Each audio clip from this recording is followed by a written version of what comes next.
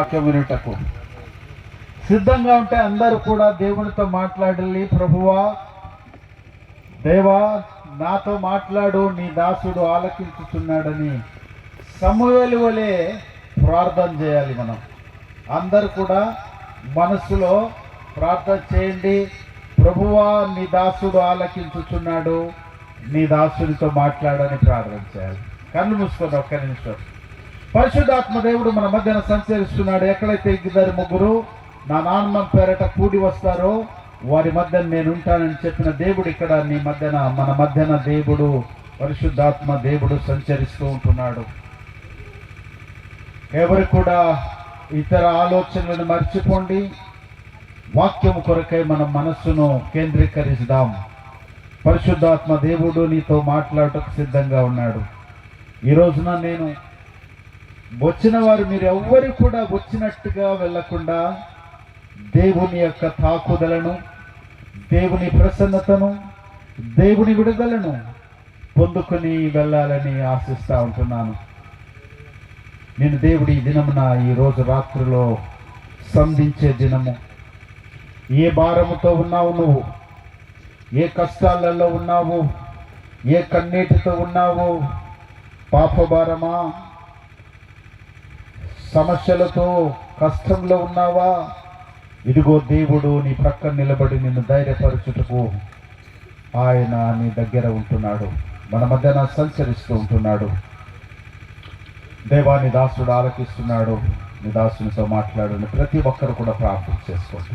మహాగణుడు, మహోన్నతుడు, పరిశుద్ధుడు, నిత్య నివాస్యగు మా ప్రియ పరలోకపు తండ్రి, నీకు వందనాలు స్తుతులు చెల్లిస్తున్నాం ప్రభువా. నరులమైన మా పైన నీ ప్రేమను వెదజల్లి నువ్వు నరరూపిగా మా మధ్యకు వచ్చి నీ ప్రాణాన్ని మాకు దారపోసావు, నీ రక్తము మా కొరకై కార్చావు ప్రభువా. ఈ సాయంకాల సమయంలో నీ వాక్యమును వింటున్న మా అందరినీ దర్శించండి. నీ వాక్యము లేకుంటే మేము జీవించలేము. నీ వాక్యమే మార్గము, నీ వాక్యమే మాకు సత్యము, నీ వాక్యమే మాకు జీవము ప్రభువా. ఇందులోనే మేము జీవించగలము. వచ్చిన ప్రతి ఒక్కరిని ప్రభువా వారి వారి కొరత మేరకు నువ్వు ఆశీర్వదించమని, వారి కొరతలను తీర్చమని, నీ వాక్యపు సమృద్ధిలోని మా ఒక్కొక్కరితో మాట్లాడమని యేసుక్రీస్తు పరిశుద్ధ నామంలో ప్రార్థించి వేడుకుంటున్నాము తండ్రి, ఆమేన్. ఈరోజు వాక్య ధ్యానమునకై మనం లూకా సువార్త 23వ అధ్యాయము 39వ వచనం నుండి 43వ వచనమునకు వరకు చదువుకుందాం. లూకా సువార్త 39వ అధ్యాయం 23వ అధ్యాయము 39వ వచనం నుండి 43 వచనము వరకు చదువుకుందాం. వేలాడవేయబడిన ఆ నేరస్తుల్లో ఒకడు ఆయనను దూషించుచు, నీవు క్రీస్తువు కదా, నిన్ను నీవు రక్షించుకొనుము, మమ్మను కూడా రక్షించమని చెప్పారు. అయితే రెండవ వాడు వాడిని గద్దించి నీవు అదే శిక్షా విధిలో ఉన్నావు, దేవునికి భయపడవా? మనకైతే ఇది న్యాయమే. మనము చేసిన వాటికి తగిన ఫలము పొందుచున్నాము. కానీ ఈయన ఏ తప్పిదము చేయలేదని చెప్పి ఆయనను చూచి, యేసు నీవు నీ రాజ్యములోనికి వచ్చినప్పుడు నన్ను జ్ఞాపకం చేసుకొనుమనెను. అందుకాయన వానితో నీవు నాతో కూడా నువ్వు నాతో కూడా పరదేశులో ఉండువని నిశ్చయముగా నీతో చెప్పుచున్నాను. ప్రియమైన దేవుని బిడ్డలారా, ఇది చిరపరిచయమైనటువంటి వాక్య భాగము. ఈ వాక్యమును చదువుకున్నప్పుడల్లా మనకు శ్రమల దినాలు జ్ఞాపకానికి వస్తాయి. లేక తరచుగా మనము ఈ 40 రోజుల శ్రమ దినాలలో ఈ వాక్యాన్ని ధ్యానిస్తూ ఉంటాము. ఈ వాక్యములో ఉన్నటువంటి సారాంశం మనం చూసినట్లయితే, యేసు స్వామితో పాటు 2 దొంగలు, ఇలాంటి దొంగలు కాదండి, వారు గజ దొంగలను ఇరు ప్రక్కల సిలువ వేశారు. సాధారణంగా నేను ఎక్కడైనా కూడా నాకు ఒక అలవాటు ఏమంటే ప్రశ్న అడుగుతానండి. ఇప్పుడు ప్రశ్న అడిగి నేను మిమ్మల్ని వాక్య భాగంలోనికి ముందుకు తీసుకెళ్తాను. ప్రశ్న ఇప్పుడు, యేసు స్వామి చనిపోయి తిరిగి పునరుత్థానం తర్వాత, చనిపోయిన తర్వాత, ఆయన పునరుత్థానం తర్వాత మొట్టమొదటిసారిగా పరలోకం చేరుకున్న వారెవరు? ఒక సండే స్కూల్లో ఈ ప్రశ్న అడుగుతుంటే సండే స్కూల్ పిల్లవాళ్ళు ఏమంటున్నారంటే, అంతకంటే ముందు మిమ్మల్ని అడుగుతాను, యేసు స్వామి చనిపోయి లేచి ఆయన లేచిన తర్వాత ఎవరు పరలోకంకి వెళ్తారు? ఎవరు అర్హులు నిజంగా పరలోకం వెళ్ళుటకు? ఈ ప్రశ్నలకు జవాబు మీ దగ్గర ఉంది, అవునండి. ఆ సండే స్కూల్లో పిల్లలలో ఒక పిల్లవాడు ఉన్నాడయ్యా, మరియా వాళ్ళ తల్లి కనుక ఆమె జన్మం ఇచ్చింది, పెంచింది, పెద్దవాడిని చేసింది, కాబట్టి తప్పకుండా మరియా పరలోకంకు వెళ్తుంది. లేక ఇంకొక బాబు ఉన్నాడు, లేదయ్యా పేతురుకు పరలోకం యొక్క తాళపు చెవిని ఇచ్చాడు, పేతురు వెళ్తాడు అని. ఇంకొక బాలుడు ఉన్నాడు, కాదయ్యా అందరూ అపోస్తులు 12 మంది శిష్యులు ఆయనతో కూడా శ్రమపడి సేవ చేస్తూ ఉంటున్నారు, కాబట్టి వాళ్ళు వెళ్తారు. ఇలా చెప్పుకుంటూ వచ్చారు. అయితే ఇక్కడ వాక్య భాగం మనకు స్పష్టముగా బయలుపరుస్తుంది. ఆయన ప్రభువైన యేసు క్రీస్తు అతనితో మాట్లాడుతుంటున్నాడు. యేసు, నీవు నీ రాజ్యంలోనికి వచ్చినప్పుడు నన్ను జ్ఞాపకము చేసుకొనుమనెను. అందుకు ఆయన వానితో, నేడు నీవు నాతో కూడా పరదేశంలో ఉండువని నిశ్చయముగా నీతో చెప్పుచున్నాను.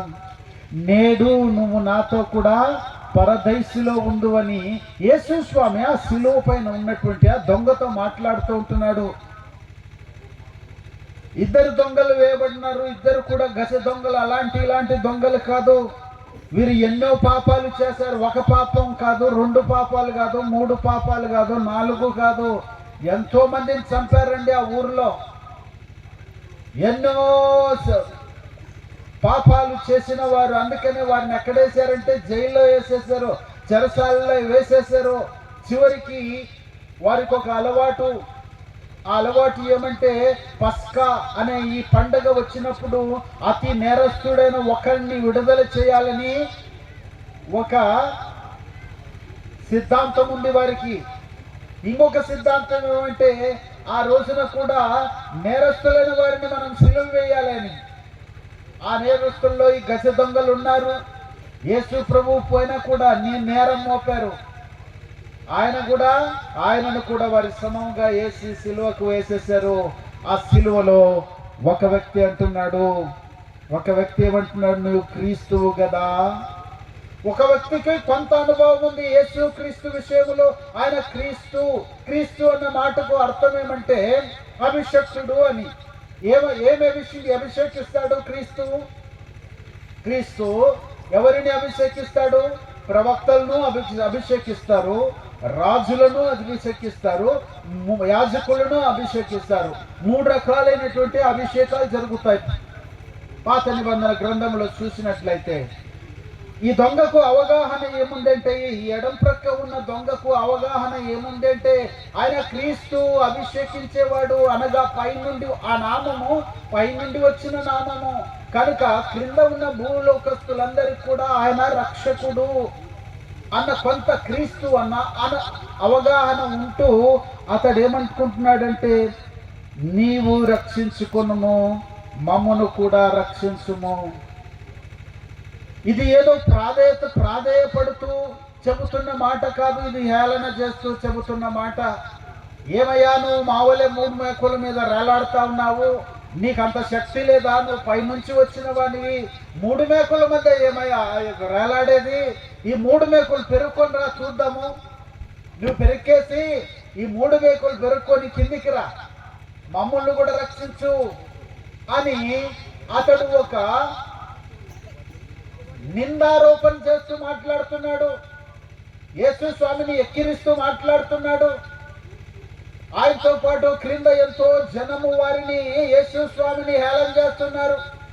ఒకరు ఆయన ముఖం మీద గుద్దారు, ఒకరు ఆయన ముఖం మీద ఊమి వేశారు, ఒకరు ఆయనను ఈడ్చారు, ఆయనను హేళన చేశారు. ఇంకొక జనాంగం ఉంది, ఆ జనాంగం వాళ్ళు ఏం చేస్తున్నారంటే ఏడుస్తూ ఉన్నారు యేసు స్వామి విషయమై. స్త్రీలు ఏడుస్తూ ఉన్నారు. ఈ వ్యక్తి ఏ కోవకు చెందిన వాడంటే యేసు స్వామిని హేళన చేసేవాడుగా అక్కడ నిలబడినట్లు చూస్తున్నాము. ప్రేమైన దేవుని బిడ్డ, యేసు స్వామిని నువ్వు హేళన చేస్తూ ఉన్నావా, లేక యేసు స్వామి యొక్క మాటను ధిక్కరించి దూరముగా ఉన్నావా? ఈ సందేశము నీకే, ఈ వాక్య భాగము నీకే దేవునికి దూరముగా ఉన్నట్లయితే దేవుని యొక్క శక్తిని నువ్వు ఇంకా, ఆయన ప్రభావాన్ని, ఆయన యొక్క వ్యక్తిత్వాన్ని నువ్వు ఇంకా అర్థము చేసుకున్నట్లయితే ఈ వాక్య భాగము నీకే. ఆ యొక్క ఎడమ ప్రక్కన ఉన్నటువంటి ఆ దొంగ యేసు స్వామిని హేళన చేస్తూ ఉంటున్నాడండి.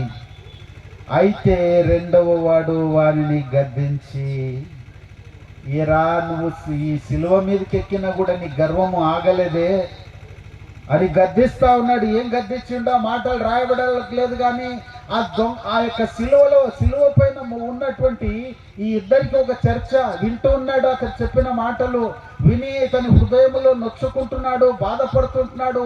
ఇతడు పరిశుద్ధుడైన దేవుడు కదా, ఇతడు ఏ అన్యాయము చేయలేదు, ఏ అక్రమము చేయలేదు, వీధులలో ఈయన యొక్క మాటలు వినబడలేదు. ఈయన కుంటి వాళ్ళకి కాళ్ళనిచ్చాడు, గుడ్డి వాళ్ళ కన్ను తెరిచాడు, చనిపోయిన వారిని లేపాడు, మూగవారికి నోరునిచ్చాడు, కుష్ఠరోగులను బాగు చేశాడు. మరి ఈయనను ఈ వ్యక్తి ఈ విధంగా అంటున్నాడు, ఏరా నీకు బుద్ధి లేదా అని అతన్ని గద్దిస్తూ ఉంటున్నాడు. రెండవ వాడు వాడిని గద్దిస్తుంటున్నాడు. ప్రియమైన దేవుని బిడ్డ, ఈ దినమున దేవుని యొద్దకు వస్తున్న నీవు దేవుని యొక్క శక్తిని గ్రహిస్తూ ఉంటున్నావా? ఆ కుడి ప్రక్కన ఉన్న దొంగ అంటున్నాడు, ఈయననే లోకరక్షకుడు అన్న భావన అతనిలో ఉందండి. ఈయన నిన్ను నిజంగా రక్షించేవాడు. నువ్వు హేళనగా మాట్లాడుతున్నావా?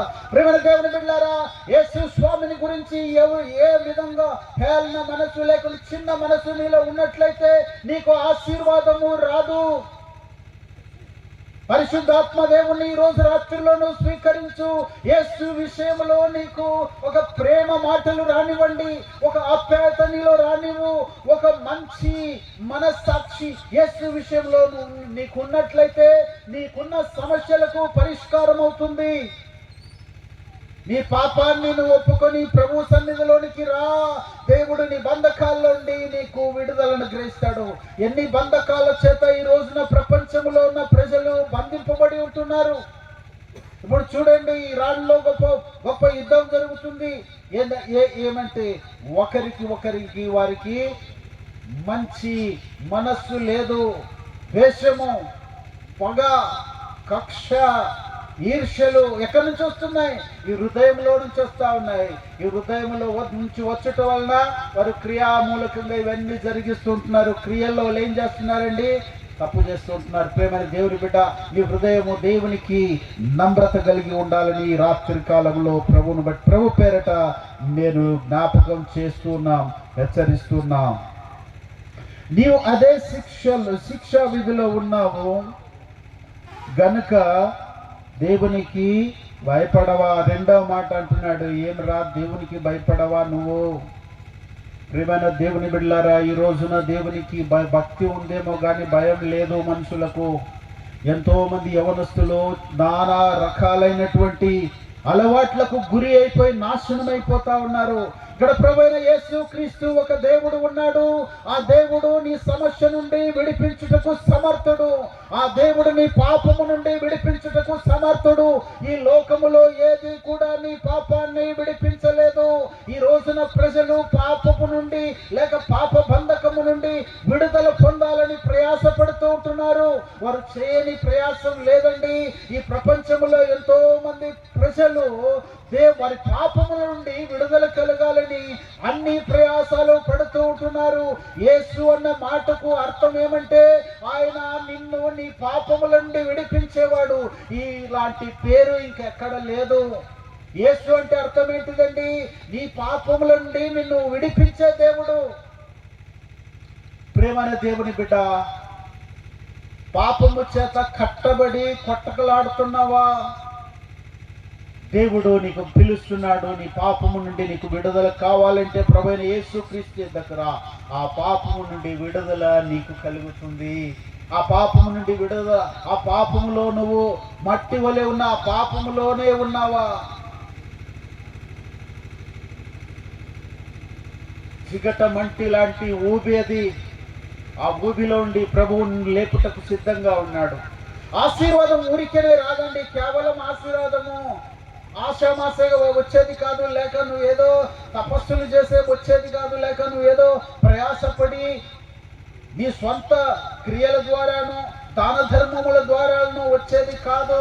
పాపము నువ్వు పశ్చాత్తాపడి ప్రభు అయిన యేసుక్రీస్తు యొద్దకు వచ్చి ఆ శిలువ ముందు నిలబడినప్పుడు నీకు పాపమునకు విడుదల కలుగుతుంది. యేసు అన్న మాటకు పాపము నుండి విడుదల. ప్రియమైన దేవుని బిడ్డ, దేవుడు నిన్ను పిలుస్తూ ఉంటున్నాడు. యేసులో నిలబడి ఉండు. నువ్వు యేసులో ఎప్పుడైతే నువ్వు పాపములను ఒప్పుకొని ఆయన బిడ్డగా మారుతావో, నీ హృదయంలో కంపన ఇప్పుడు జరుగుతుందో, నీ హృదయంలో యేసు స్వామిని గురించి విశ్వసిస్తావో, నీ నోటితో ఒప్పుకుంటావో, పాపాలను ఒప్పుకుంటావో, ఆ దినమున పాపానికి క్షమాపణ కలుగుతుంది. పాప క్షమాపణ కలిగిన తర్వాత నీకు ఆశీర్వాదాలు. ప్రియమైన దేవుని బిడ్డలారా, ఈ రోజున పాపము ఎన్నో కుటుంబాలను నాశనం చేస్తుంది. ఎంతో మంది యవనస్తులను నాశనం చేస్తుంది. ఎంతో మంది ప్రజలను నాశనం చేస్తూ ఉంది. ఆ పాపం వలన ఏమొస్తా ఉంది? శాపాలు వస్తూ ఉంటున్నాయి. ఆ పాపం వలననే మంత్రతంత్రాలు, ఆ పాపం వలననే చిల్లంగితనాలు, ఆ పాపం వలననే నీకు కన్నీరు వస్తూ ఉంది. ఆ పాపం వలన రకరకాలైన నువ్వు శరీరపు కార్యములలోనికి శరీరం యొక్క కార్యములు స్పష్టమైనవి. ఆ యొక్క శరీరము యొక్క పాపాలకి, శరీరాశలకి నువ్వు దిగజారిపోతూ ఈ యొక్క దేవుడు నీకు అందజేసే ఆశీర్వాదాలను పొందలేకపోతుంటున్నావు. చాలా ఆశీర్వాదాలు దేవుడు నీకు ఈ వాక్య భాగమంతా, ఈ పరిశుద్ధ గ్రంథం అంతా కూడా నీకు ఆశీర్వాదాలు ఉన్నాయి. ఎందుకు నువ్వు ఆశీర్వాదాలు పొందలేకపోతుంటున్నావు? ప్రియమైన దేవుని బిడ్డ, ఈరోజు రాత్రుల్లో నీకు ఏదైనా సమస్యతో ఉన్నావా? నీ పాపాన్ని మొదటిదిగా ఒప్పుకో. దేవుడు నీకు దాని నుండి విడుదల అనుగ్రహిస్తాడు. అనారోగ్యంతో కష్టపడుతున్నావా? నీ పాపాన్ని ఒప్పుకో. ప్రభువు నిన్ను దీవించబోతుంటున్నాడు. నీ అనారోగ్యం నుంచి తొలగించబోతా ఉంటున్నాడు. అది షుగర్ అయినా పర్వాలేదు, అది బీపీ అయినా పర్వాలేదు, అది థైరాయిడ్ అయినా పర్వాలేదు. ఫస్ట్ మొదటిదిగా నీ పాపం నుండి నువ్వు విడుదల పొందుకోవాలి. పొందుకున్న తర్వాత నీకు ఆ తర్వాత ఆశీర్వాదము. ప్రియమైన దేవుని బిడ్డలారా, నీ యొక్క భవిష్యత్తులో నువ్వు కష్టపడుతున్నావా? ముందుకు వెళ్ళలేక అప్పుల ద్వారా కష్టపడుతున్నావా? నా భవిష్యత్తు యొక్క గురి ఏమో అని తెలియక కష్టపడుతున్నావా? వాటన్నిటికీ కారణము పాపము. ఈ పాపము నుండి నువ్వు బయటకు వచ్చినట్లయితే నువ్వు ఆశీర్వాదింపబడతావు. దేవునికి భయపడవా? ఇంకోసారి చెప్తానండి, దేవునికి భయపడవా? దేవునికి భయపడవా? ప్రియమైన దేవుని బిడ్డ, ఈరోజు రాత్రుల్లో దేవునితో మాట్లాడతాను. దేవునికి భయపడు. దేవునికి భయపడ. ఆయన ఎందు భయభక్తులు గల వారి చుట్టూ ఆయన దూత కావలి ఉండి వారిని రక్షించును అని వాక్యము సెలవిస్తుంది. నువ్వు దేవునికి భయపడితే దేవుడు నీకు జీరో సెక్యూరిటీ ఇస్తాడు, ఓ సెక్యూరిటీ ఇస్తాడు. నీ చుట్టూ దేవదూతలు ఉంటారు, నీతో దేవుడు ఉంటాడు. సాతానుడు నిన్ను దూరం అయిపోతాడండి. సాతానుడు ఉండటం వలన సాతాడు 3 క్రియలు చేస్తాడండి. సాతాడు 3 పనులు చేస్తాడు. నీ దగ్గరికి వస్తే, నువ్వు ఇంకా పాపంలో ఉన్నట్లయితే సాతానుడు నీ దగ్గరకు వచ్చి 3 కార్యాలు చేస్తాడు. ఒకటి, దొంగతనం చేస్తాడు, హత్య చేస్తాడు, నాశనం చేస్తాడు. కాబట్టి ఈ దొంగతనము, హత్య, నాశనము చేయకుండా చూసుకోవాలంటే నువ్వు పాపము నుండి మొదటిదిగా బయటికి రావాలి. ఎప్పుడైతే నువ్వు పాపము నుండి మొదటిదిగా బయటికి వస్తావో, లేక పాపమునకు నువ్వు స్వస్తి చెప్తావో, ప్రభువైన యేసుక్రీస్తు నీతో ఉంటాడు, నీతో కాపురం, నీతో ఉంటాడు, నీ హృదయంలో ఉంటాడు. ఈరోజు రాత్రి నువ్వు దేవునికి లోబడతావా? దేవుని సన్నిధిలోనికి వచ్చి చూస్తావా? ఈ దొంగ అయితే మాట్లాడుతున్న మాటలు మనకు చాలా స్పష్టముగా చెబుతున్నాయి. దేవునికి నువ్వు భయపడవా అని ఆ యొక్క ఎడమ ప్రక్కన ఉన్న దొంగతో చెప్తున్నాడు. అంటే ఈ కుడి ప్రక్కన ఉన్న దొంగ యొక్క తాత్పర్యం ఏంటిది? ఇప్పుడు అతడు దేవునికి భయపడుతున్నాడు. ఇప్పుడు దేవునికి అవకాశము ఎక్కడొచ్చిందంటే అతనికి సిలువ పైన వచ్చింది. సిలువ పైన యేసు క్రీస్తును కలుసుకున్నాడు. అంతకుముందు ఎప్పుడూ కలవలేదు యేసు స్వామిని. వాళ్ళ చరిత్రలో చూసినట్లయితే వాళ్ళ నాయన కూడా గజ దొంగ అట. వాళ్ళ నాయన ఈ కుడి ప్రక్కన ఉన్నటువంటి దొంగ నాయన గజ దొంగ. వాళ్ళ నాయనతో ఈడు తిరిగి ఈడు దొంగ అయిపోయిండు. ప్రేమైన దేవుని బిడ్డ, యవనస్తుడా, ఎక్కడి నుంచి నువ్వు వింటున్నా కూడా నీకు చెబుతున్నాను, మా నాన్న తాగేవాడండి, నేను తాగుతానండి. మా తాతలు తాగేవాడు, నేను తాగుతానన్న తాత్పర్యం వదిలేసేయి. నామకార్థంగా క్రైస్తవులు మేమందరము క్రైస్తవులండి, మళ్ళీ కొత్త సువార్త మాకు చెబుతున్నా ఈ యొక్క సాతాను బోధను, సాతాను తాత్పర్యాన్ని వదిలేసి ఈ రోజు నన్ను నీ పాపాలను ఒప్పుకో. దేవుడు నిన్ను ఆశీర్వదించుటకు సిద్ధంగా ఉన్నాడు. దేవునికి భయపడు, దేవుని సన్నిధిలోనికి రా. నీ హృదయం విప్పదీసి నీ హృదయం బాదుకుంటూ ప్రార్థన చేయి, దేవుడు నిన్ను క్షమిస్తాడు. ఈ దొంగ అంటాడు, దేవునికి భయపడవాను అంటే ఈ దొంగలో ఉన్న తాత్పర్యం ఏమంటే, మా నాయన దొంగ, మా నాయనను నేను మా నాయనతో తిరుగుతున్నప్పుడు యేసు స్వామి విషయం కొంత మట్టుకు విన్నాడు అతను. అందుకే యేసు స్వామి విషయం అతనికి భక్తి ఉంది. ఇప్పుడు భయం కూడా వస్తా ఉంది. హృదయంలో ఏం కలుగుతుంది? కంపన కలుగుతుంది. శిలువ మీద ఉన్నాడు, అతనికి కూడా రక్తం కారుతుంది. ఆ రక్తం కారుతున్నా కూడా అతనికి ఏ భయము ఉందంటే, అయ్యో నాలో పాపం ఉంది కదా, ఈయన ఒక్కడే పరిశుద్ధుడు మా మధ్యన వేలాడుతా ఉన్నాడు, ఈ ఒక్కడే పరిశుద్ధుడు, నన్ను పాపం నుండి విడిపించుటకు ఈ యేసు ప్రభువే సామర్థ్యం కలిగిన దేవుడు, నన్ను పరలోకానికి చేర్చేదానికి యేసు ప్రభువే సామర్థ్యం కలిగిన దేవుడు. నా జీవితం ఈ రోజున ఈ సిలువలో ఇలా ఆగిపోదండి. అతనిలో ఉన్నటువంటి ఆ యొక్క గొప్ప ఆశ, విశ్వాసం చూడండి.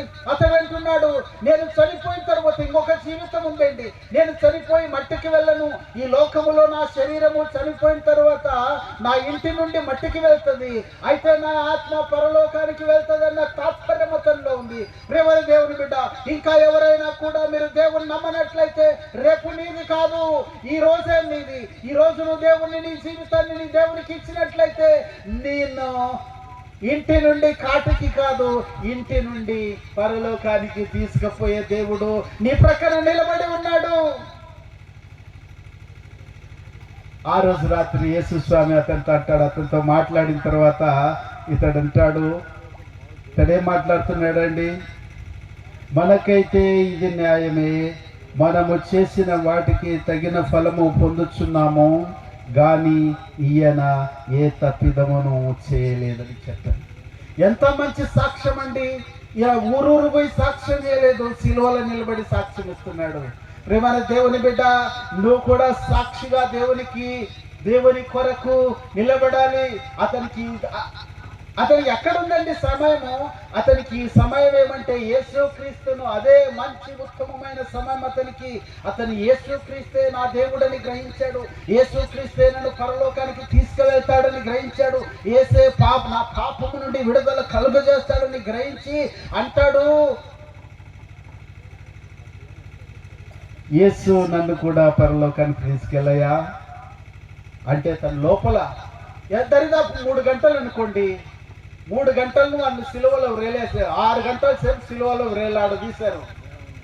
ఈ 6 గంటల సేపు అతనికి ఉన్న సమస్య ఏమంటే, యేసు నన్ను పాపం నుండి విడిపించు, యేసు నన్ను పరలోకానికి తీసుకపో, యేసు నా శరీరం ఇక్కడ నుండి సమాధికి వెళ్తుంది కానీ నా ఆత్మకు సావు లేదు, ఇది పరలోకం వెళ్ళాలి అని అతని యొక్క ఆశ తీర్చాడా దేవుడు? ఆశ తీర్చాడా దేవుడు? ప్రేమ దేవుడు బిడ్డ, నీ యొక్క ఆశను తీర్చుటకు ఆయన సమర్థుడై ఉంటున్నాడు. ఈయనకు ఇంకొక విషయం తెలిసిందేమంటే, యేసు ప్రభుకు ఒక రాజ్యం ఉందని ఈయనకు అర్థమైపోయింది. పిలాతు అడిగాడు, పిలాతు అతన్ని శోధిస్తూ అడిగాడు, పిలాతు నీకు ఒక రాజు, నువ్వు రాజు అంటాయా అంటే, అవునయ్యా నేను రాజునే, అయితే నా రాజ్యము ఈ లోక సంబంధమైనది కాదు, ఒకవేళ నా రాజ్యము ఈ లోక సంబంధమైనది అయితే నా యొక్క సేవకులు వచ్చి నన్ను విడిపించగలరు. అయితే నా రాజ్యము పరలోక రాజ్యము. ప్రియమైన దేవుని బిడ్డ, ఈ లోక రాజ్యాలన్నీ కూడా ఆయన ముందు నమస్కరించే రాజ్యాలే. అది బబులోను రాజ్యమైనా సరే, మాదియ రాజ్యమైనా సరే, పారసిక రాజ్యమైనా సరే, గ్రీకు రాజ్యమైనా సరే, రోమన్ రాజ్యమైనా సరే, సమస్త రాజ్యాలు యేసు క్రీస్తు రాజ్యము కింద తలవలసాలి. ప్రేమ దేవుని బిడ్డ, ఈరోజు రాత్రుల్లో నువ్వు ఏ రాజ్యం లేదు, భారతదేశ రాజ్యము, ఈ రాజ్యాంగ చట్టంలో ఉన్నావు. ఈ రాజ్యాంగ చట్టాలు చేయండి. అయితే ప్రభువైన యేసు క్రీస్తును మీ జీవితంలోనికి తీసుకెళ్ళండి. మీ కుటుంబంలోనికి ప్రభువైన యేసు క్రీస్తు అవసరము. There is a desperate need. చాలా అత్యవసరతలో ఉన్న ఇద్దరు దొంగలు అక్కడ ఉన్నారండి. చాలా అత్యవసరతలో ఉన్నవారు అక్కడ హేళన చేస్తున్నారు. కింద హేళన చేస్తున్న వారికి అర్థం కాలే ఆయన లోకరక్షకుడని. కింద ఆయనను హేళన చేస్తున్న వారు ఆయన అర్థము చేసుకోలేదు, ఈయన పరలోక రాజ్యమునకు రాజు అని.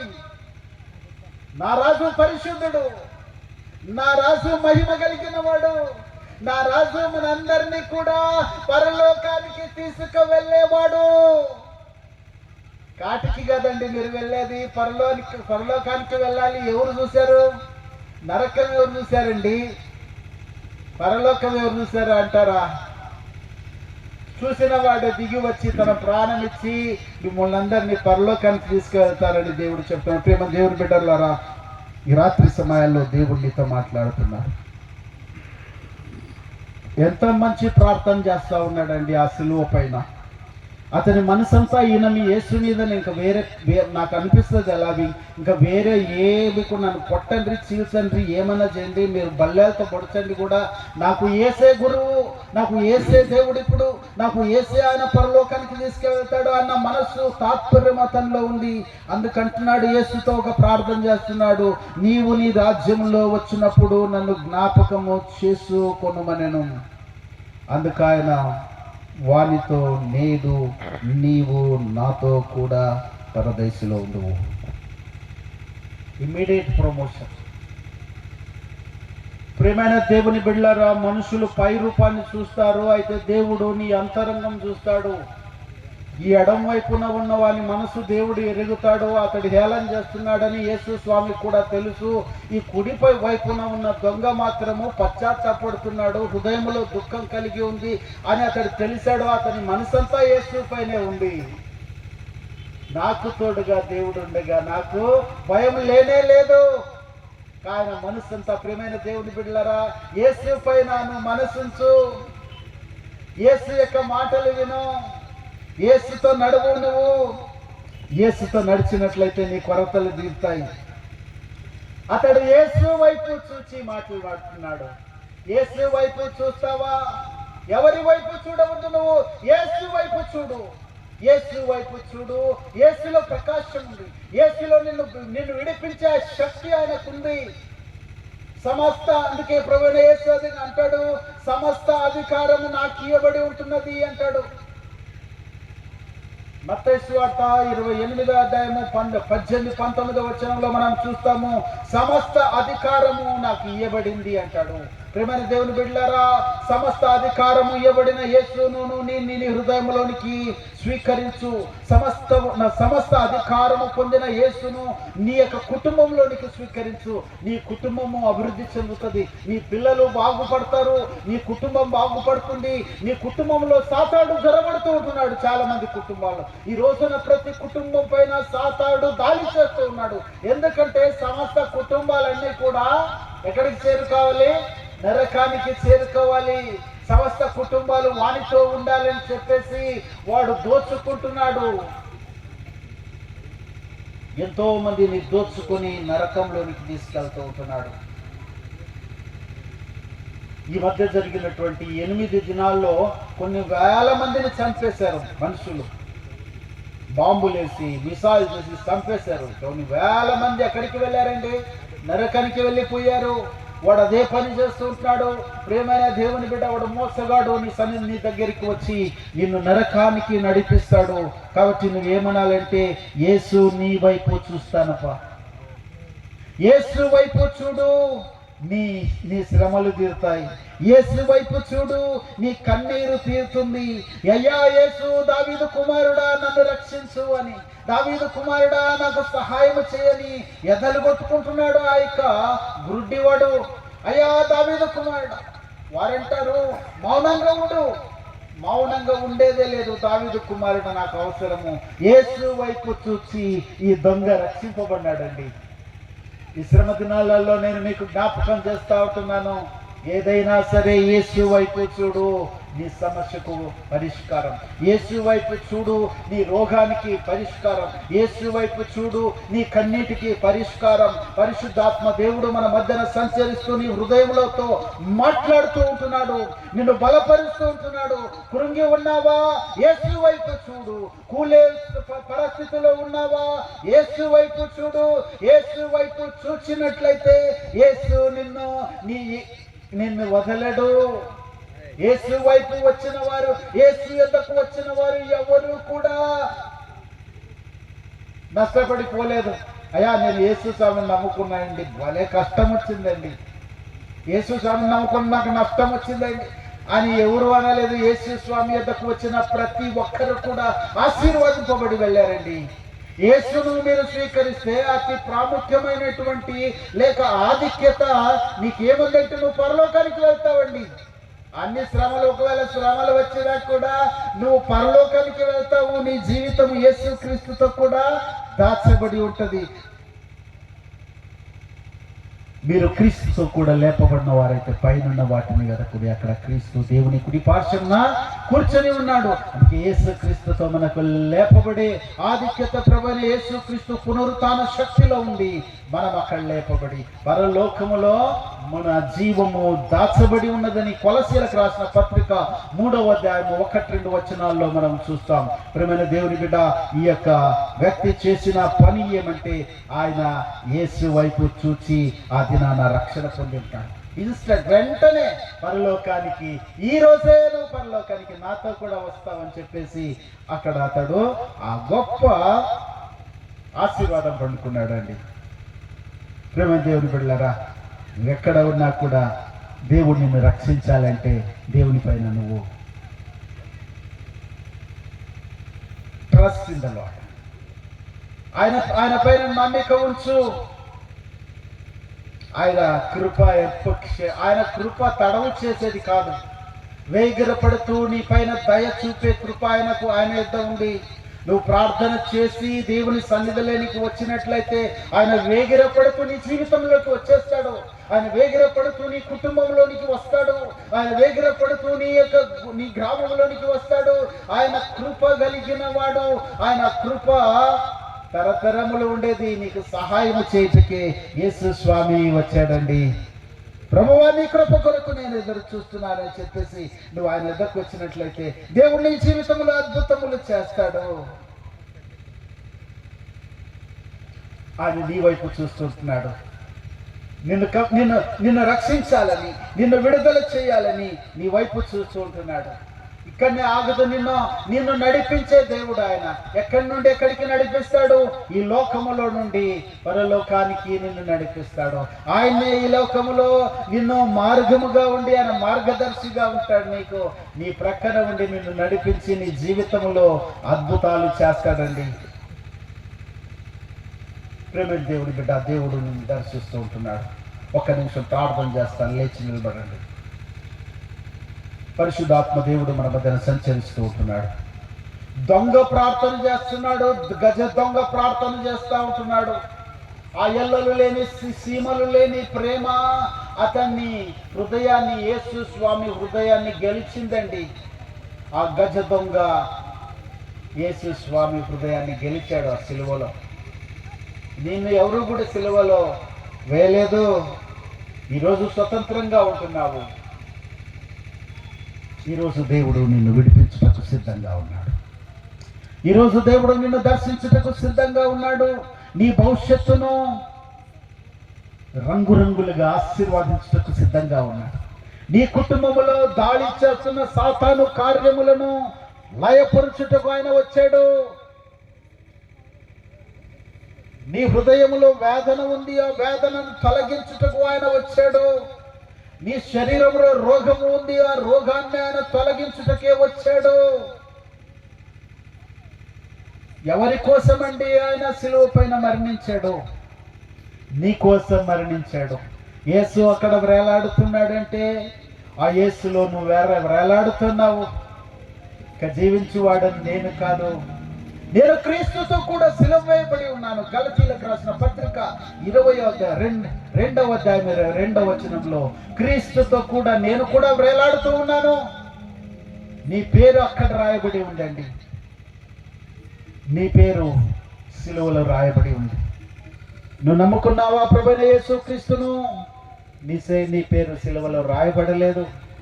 నమ్ముకున్నట్లయితే నీ పేరు సిలువలో రాయబడి, సిలువలో రాయబడిన నీ పేరు పరలోకములో ఒక పుస్తకం ఉంది. ఆ పరలోకంలో కూడా రాయబడి ఉంది. ప్రేమ దేవుని బిడ్డ, దేవుని స్వీకరించి ఈ సమయంలో ఇంకా విశ్వాసంలో ఉన్నావా? కొట్టుమిట్టాడుతున్నావా శ్రమలలో?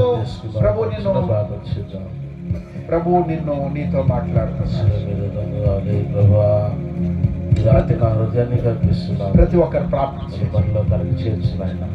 ఎస్, మనలో ఒక రాజ్యం నేను ఆశపడుతున్నాను.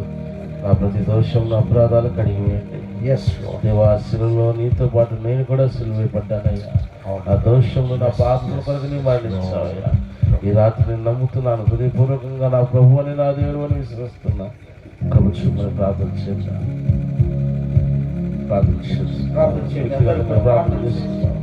అందరూ వ్యక్తిగతంగా ప్రార్థిస్తూ ఈ రాత్రి ప్రభువుని దేవుడిని కన్నీళ్లు తుడుస్తూ ఉంటున్నాడు. దేవుడు నీ వేదను, నీలో ఉన్న బాధను తొలగిస్తూ ఉంటున్నాడు. మీ కుడి చేయి మీ తల పైన పెట్టినట్లయితే ప్రార్థన చేస్తారు. మీ కుడి హస్తాన్ని మీ తల మీద పెట్టుకుంటే దయచేసి ప్రార్థన చేస్తారు. మీ కుడి చేతి మీ తల మీద పెట్టుకుంటే దయచేసి ప్రార్థన నడిపిస్తారు. మహాగణుడు, మహోన్నతుడు, పరిశుద్ధుడు, నిత్య నివాసి మా ప్రియ పరలోకపు తండ్రి, శిలువ పైన దొంగ ప్రభువా తన మనస్సంతా నీ పైన ఉంచాడు. అతని ప్రార్థన అంగీకరించావు ప్రభువా. దేవా, మా ప్రియులు ఇక్కడ చేరి వచ్చిన వారందరిని బట్టి ప్రార్థిస్తున్నాను. ఏ సమస్యలో నుంచి వెళ్తున్నా కూడా ప్రభువా దేవా వారిని విడిపించండి తండ్రి. దేవా, రక్షణ అనుభవం ఎవరికైతే రక్షణ లేదో వారికి రక్షణ అనుభవంలోకి నడిపించండి. ఎవరికైతే ప్రభువా రక్షణలో ఉన్నారో వారిని ఇంకొక మెట్టు పైకి తీసుకెళ్ళండి ప్రభువా. దేవా, వారి ప్రతి సమస్య నుండి వారికి విడుదలను పెంచి అద్భుతాలు జరిగించండి. వారి జీవితాలను సస్యశ్యామలం చేయమని ప్రార్థిస్తున్నాం. వారి జీవితాలలో పోరాటాలను యేసు నామములో గద్దిస్తాం. సాతాను ప్రతిక్రియలను లయపరుస్తూ ఉంటున్నాను. I bind all the powers of darkness right now in the name of Jesus. వారికి రక్షణ కొరకై విరోధముగా పోరాడుతున్న దురాత్మ శక్తులారా యేసు నామములో గద్దిస్తా ఉంటున్నాను. ప్రభువు, వీరి కుటుంబాలలో పోరాటాలు ఉన్నాయి. యేసు నామములో వారికి విడుదల కలుగును గాక. యేసు నామములో కుటుంబంలో ఉన్న ప్రతి సమస్యకు పరిష్కారం కలుగును గాక. యేసు నామములో వారి భవిష్యత్తు కొరకై వేదనతో ఉన్నారు. వారి భవిష్యత్తును ప్రభువు కట్టు దేవానికి అద్భుతాలు చేసి మైపొంది నామమును గణపరచుకోవాలి. యేసుక్రీస్తు పరిశుద్ధ నామములో ప్రార్థించి వేడుకుంటున్నాము. ఆమేన్.